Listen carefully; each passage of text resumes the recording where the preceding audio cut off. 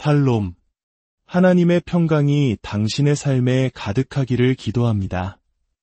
오늘 우리가 함께 나눌 이야기에 앞서 만약 이 메시지가 여러분의 마음에 은혜와 깨달음을 준다면 좋아요와 공유를 통해 이 진리의 말씀이 더 널리 퍼져나갈 수 있도록 도와주시길 부탁드립니다.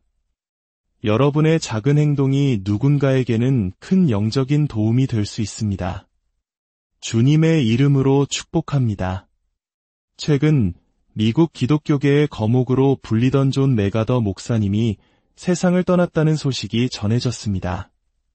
그리고 얼마 지나지 않아 전설적인 락스타 오지 오스본 역시 그의 삶을 마감했다는 소식이 들려왔습니다.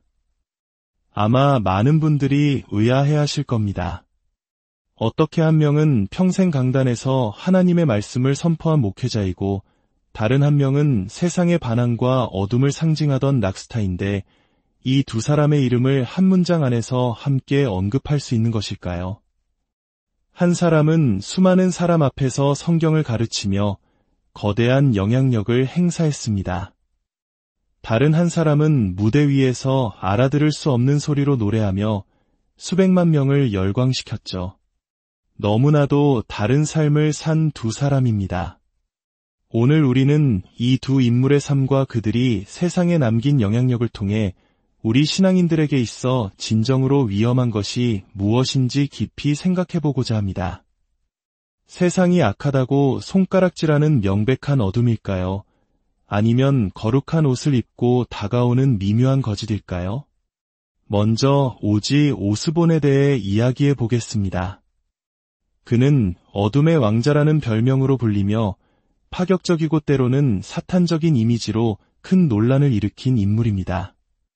그의 음악과 삶의 방식은 많은 기독교인들에게 거부감을 주었고 세상의 쾌락과 육신의 정욕을 좇는 삶의 전형처럼 보였습니다. 하지만 역설적으로 진실한 믿음을 가진 그리스도인이 오지 오스본이 음악을 듣거나 그의 공연을 본다고 해서 자신의 신앙이 뿌리째 흔들리는 경우는 거의 없습니다. 왜냐하면 그의 메시지와 삶의 방식이 명백히 비성경적이고 하나님이 기뻐하시지 않는다는 것을 영적으로 분별할 수 있기 때문입니다. 그것은 외부에서 오는 명백한 유혹이며 우리는 그것에 대해 영적인 경계심을 늦추지 않습니다. 아무도 오지 오스본처럼 사는 것이 하나님을 기쁘시게 하는 길이라고 착각하지는 않을 것입니다. 문제는 교회 안에서 강단 위에서 발생하는 위험입니다. 바로 거짓 교사들의 문제입니다. 이들은 성경을 손에 들고 유창하게 신학 용어를 사용하며 때로는 누구보다 더 경건하고 거룩해 보입니다. 이들의 가르침은 사탄의 것처럼 노골적으로 악하지 않습니다. 오히려 매우 그럴듯하게 들리며 진리의 일부를 교묘하게 섞어 사람들을 미혹합니다. 예를 들어 번영신학을 가르치는 조엘 오스틴 같은 목회자를 생각해 볼 수 있습니다. 그는 항상 긍정적인 메시지를 전하며 하나님이 우리에게 물질적인 부와 성공을 주길 원하신다고 설교합니다. 수많은 사람들이 그의 메시지에 열광하고 위로를 받습니다.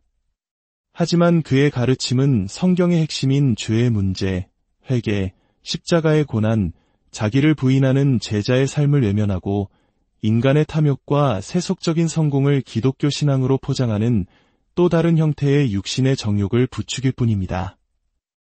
오늘 우리가 집중적으로 다룰 존 맥아더 목사님과 그가 평생을 바쳐 가르친 주님 되심 구원론은 훨씬 더 교묘하고 위험한 문제입니다. 번영신학이 노골적으로 세속적인 욕망에 호소한다면 주님 되심 구원론은 오히려 더 높은 수준의 헌신과 거룩함을 요구하는 것처럼 보이기 때문에 분별하기가 더욱 어렵습니다. 주님 되심 구원론이라는 이름 자체는 매우 경건하게 들립니다. 예수님을 나의 구원자일 뿐만 아니라 삶의 모든 영역에서 주인으로 모셔야 한다는 말에 반대할 그리스도인이 어디 있겠습니까? 하지만 그 이름 뒤에 숨겨진 내용은 성경이 말하는 복음의 핵심을 심각하게 왜곡합니다.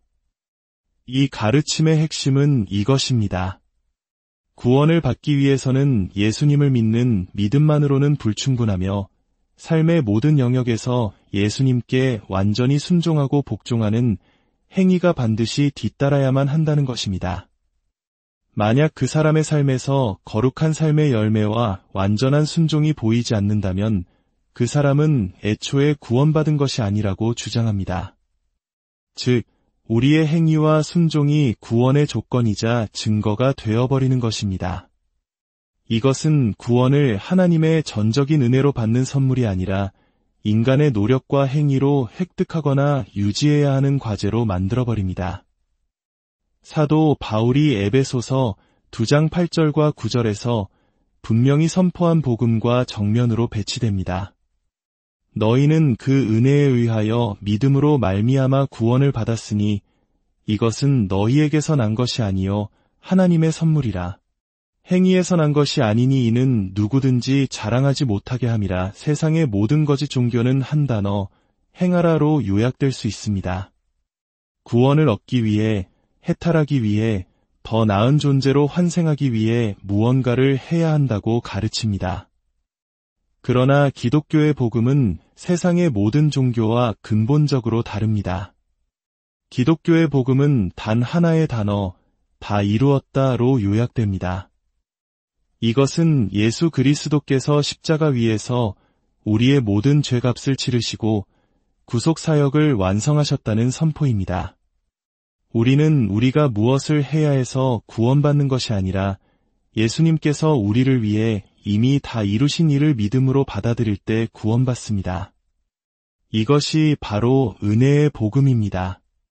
주님 되심 구원론을 주장하는 사람들은 야고보서 2장 26절 영혼 없는 몸이 죽은 것 같이 행함이 없는 믿음은 죽은 것이니라 라는 구절을 핵심 근거로 삼습니다. 그들은 이 구절을 가지고 행위가 없는 믿음은 가짜 믿음이므로 구원받을 수 없다고 주장합니다. 하지만 이것은 성경을 전체적인 맥락에서 보지 않고 한 구절만 떼어내어 오용하는 것입니다. 성경에서 야고보 사도는 사람의 관점에서 믿음을 이야기하고 바울 사도는 하나님의 관점에서 믿음을 이야기합니다. 하나님은 우리의 마음 중심을 보시기 때문에 우리의 행위가 없어도 우리의 믿음 그 자체를 보시고 유롭다고 칭해 주십니다. 아브라함이 행위 이전에 하나님을 믿었을 때 유롭다 여김을 받은 것처럼 말입니다. 반면에 사람은 다른 사람의 마음속 믿음을 볼 수 없습니다. 오직 그 사람의 행위를 통해서만 그의 믿음을 짐작할 수 있을 뿐입니다. 따라서 야고보가 말하는 행함이 없는 죽은 믿음은 구원의 조건으로서의 행위를 말하는 것. 구원받은 성도는 성령님의 인도하심에 따라 자연스럽게 선한 행실의 열매를 맺어가게 됩니다. 하지만 그 열매가 구원의 조건이 될 수는 없습니다. 이처럼 주님 되심 구원론은 교묘하게 행위 구원론을 복음 안에 섞어 넣습니다. 이것은 구원의 확신을 흔들고 성도들에게 끊임없이 자신의 행위를 점검하며 불안에 떨게 만듭니다. 내가 정말 구원받았는가? 나의 순종이 이 정도밖에 안 되는데 과연 내 믿음이 진짜일까? 하는 율법주의적인 굴레를 씌웁니다. 예수님께서 우리에게 주시겠다고 약속하신 것은 수고하고 무거운 짐진 자들아 다 내게로 오라 내가 너희를 쉬게 하리라는 영혼의 안식이었지 또 다른 무거운 율법의 짐이 아니었습니다. 이러한 가르침은 특히 처음 진리를 찾는 구도자들에게 치명적인 해를 끼칩니다. 평생 죄의 짐에 눌려 살다가 그가 교회에 나와서 듣게 된 메시지가 예수님을 믿으십시오. 그러면 구원을 받습니다. 라는 단순하고 명료한 복음이 아니라 구원받기 위해서는 당신의 삶 전체를 완벽하게 뜯어고치고 모든 죄를 끊고 완전한 순종의 삶을 살아야만 합니다. 라는 가르침이라면 어떻게 될까요? 그는 구원의 문턱에서 좌절하고 돌아설지도 모릅니다. 나는 도저히 그렇게 살 수 없는 사람이라며 지레 포기하고 말 것입니다. 이것은 바로 예수님 시대의 바리새인들이 했던 일과 같습니다. 마태복음 23장에서 예수님은 그들을 향해 이렇게 책망하셨습니다. 화 있을진저 외식하는 서기관들과 바리새인들이여, 너희는 천국 문을 사람들 앞에서 닫고 너희도 들어가지 않고 들어가려 하는 자도 들어가지 못하게 하는도다. 그들은 자신들의 종교적인 행위와 율법적인 기준으로 사람들에게 무거운 짐을 지우고 정작 은혜로 나아가는 천국 문을 가로막고 있었습니다. 결론적으로 오지 오스본과 같은 세상의 악은 우리에게 명백한 적입니다. 우리는 그것을 쉽게 분별하고 대적할 수 있습니다. 그러나 존 메가더와 같은 저명한 그것은 진리의 옷을 입고 교회 안에 들어와 성도들의 영혼을 병들게 하고 복음의 능력을 무력하게 만듭니다. 그러므로 진정한 영적 전쟁은 세상의 명백한 악과의 싸움뿐만 아니라 그러므로 사랑하는 성도 여러분, 우리는 누군가의 명성이나 그의 사역의 규모나 그가 가진 학위에 의존해서는 안 됩니다.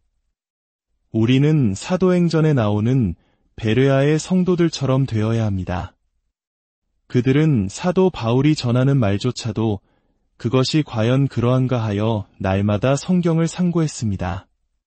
우리의 신앙의 유일한 기준은 오직 기록된 하나님의 말씀, 성경뿐입니다.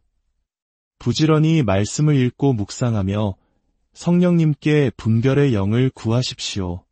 그리하여 어떤 가르침이 진정으로 십자가의 은혜를 높이는 복음인지 아니면 인간의 행위와 공로를 은근히 내세우는 다른 복음인지 분별해내는 지혜를 가지시길 바랍니다. 구원은 우리의 어떠함에 달려있지 않습니다. 구원은 오직 우리를 위해 모든 것을 다 이루신 예수 그리스도의 완전하신 사역에 달려있습니다.